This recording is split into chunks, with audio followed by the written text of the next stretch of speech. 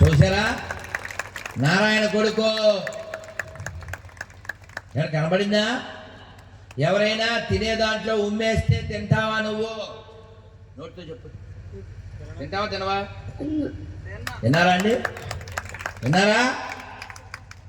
తిన్నాను అని చెప్పాడా? ఎన్నేళ్ళకి? 5 ఏళ్ళండి. నీకు 55 ఏళ్ళు వచ్చింది. పందిలా వాడేవడో ఉమ్ము వచ్చపియ కలిసి ఎలా తింటారా? బుద్ధి లేనేదవే. ఇంగితో ఉండక్కలే. వాడు నీకు భయ్యా ఎవడరా? ఎవరా నీకు భయ్యా? నీ అయ్యా నీ నోట్లో ఉయ్య అని తిట్టాల్సి ఉంటుంది. అది తిట్టకూడదు కానీ. అవునా కదా? 5 ఏళ్ళ పిల్లోడు కొన్ని ఇంగితో ఉండక్కర్లే.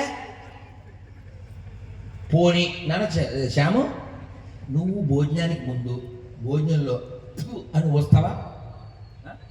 పోనీ ఊసి తింటావా? ఏమంటే వీడికి బుద్ధి ఉందండి. ఇంకా బుద్ధి లేనిది ఎవరికి? వాళ్ళ దగ్గర తినేవాళ్ళకి. అవునా? కాబట్టి ఈ బుద్ధి ఉన్న బొడ్డోని చూసి మారదామా వద్దా?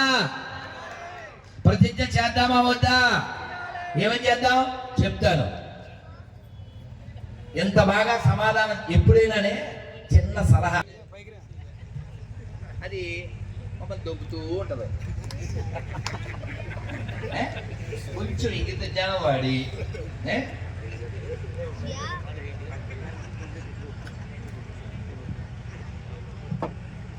ఇలా మనం బార్డర్లోకి వెళ్ళి ఏమి ఆర్డర్ చేయలేం కదండి. కనీసం దీన్నన్నా బార్డర్లో పెట్టి దీన్ని ఆర్డర్లో పెట్టి ఈ తారు మెడ మీద ఎత్తాదో గుచ్చుకుంటూ ఉంటుంది గట్టిగా. జై శ్రీరామ్.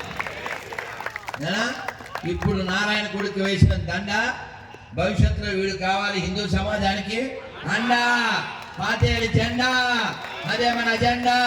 ఇది చెప్పినా మీరు మారపతి మీ మొహం అంట.